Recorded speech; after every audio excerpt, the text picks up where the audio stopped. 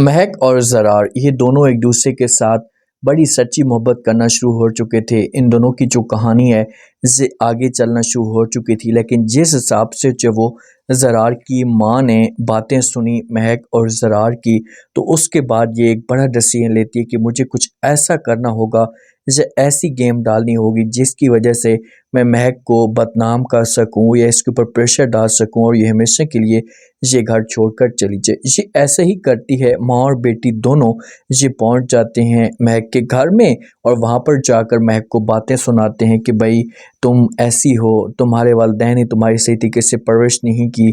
जिसके बाद बहुत ज़्यादा जो वो दुख होता है महक को। ये लोग बातें सुनाकर तो यहाँ से चले जाते हैं। बाद में जब वो वालिद महक के ऊपर गुस्सा करता है, इसको डांटता है कि भाई तुम्हें ये सब कुछ नहीं करना चाहिए था, तो फिर महक को मजबूर किया जाता है और यहाँ से भेजने का प्लान बनाया जाता है।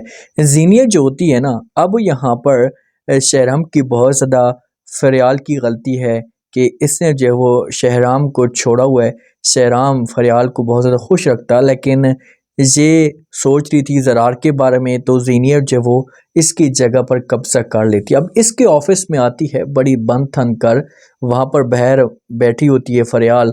जब दरवाज़ा खोलती है जीनिया, अंदर इंटर होती है, सामने फरियाल को देखती है तो इसके चेहरे के ऊपर मुस्कुराहट आ जाती है और अंदर से फ़ौरन ठक करके चश्मे लगा के अंदर चली जाती। अब ये गुस्सा दिलाती है। देखिए कि जहाँ पर फरियाल की गलती तो है, शहराम जो वो इतना अच्छा है, बहुत ज़्यादा खुश रखता ये फरियाल को, लेकिन फरियाल ज़रार के पीछे पागल है और इसी मौके का जो वो जीनिया फ़ायदा उठाती है।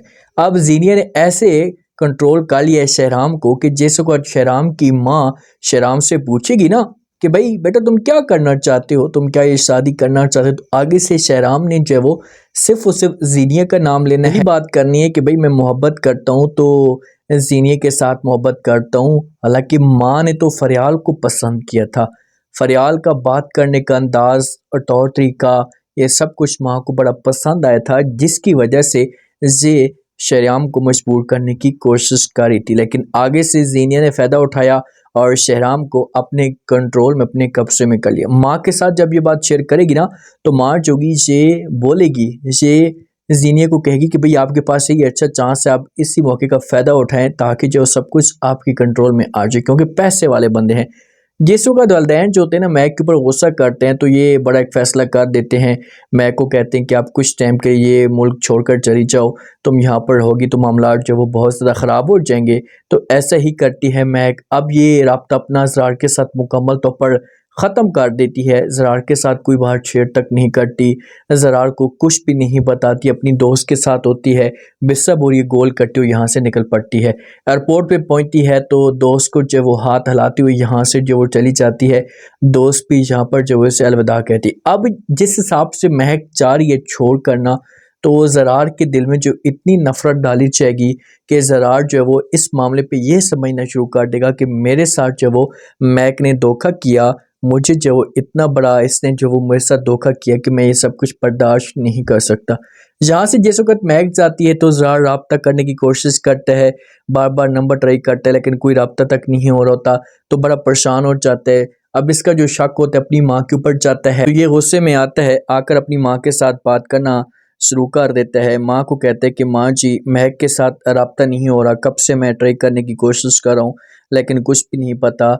आप लोग गए थे, क्या आप लोग जो इस बारे में कुछ जानते हैं? तो आगे से माँ जो होती है इसे नाटक करना शुरू कर देती है, समझाने की कोशिश करती है। इससे कहती है जो वो ज़रार को कि ज़रार तुम पागल हो गए हो क्या, तुम्हारा दिमाग ठीक है, तुम किस तरह की बातें जो वो कर रहे हो, प्लीज़ ऐसा कर जो वो शक हमारे पर मत करें। तो आगे से ज़रार कहता है कि मैं फ़िलहाल तो आपके ऊपर शक करूँ, मैं फ़िलहाल तो ये आपके बारे में सोच रहा हूँ, और अगर ये सब कुछ सच हुआ, हर चीज़ क्लियर हो गई, तो उसके बाद जो मैं यहाँ पर नहीं रुकूंगा, ये घर हमेशा के लिए छोड़कर चला जाऊंगा। अब ये किसी भी तरीके से ना कंट्रोल करने की कोशिश करेंगे मामलात को। इन लोगों को इस बात का पता है कि भाई हमारा बेटा हमारे हाथ से चला गया ना, तो मामलात जो वो और भी ज़्यादा ख़राब हो सकते हैं। तो ये इसी वजह से कुछ ना कुछ ऐसा बहाना बनाएंगे, ऐसे मामलात जो वो चलाने की कोशिश करेंगे कि भाई हमारे पर बात ही ना आए और सब कुछ क्लियर हो जाए, ताकि कोई हमारे पर शक भी ना करे।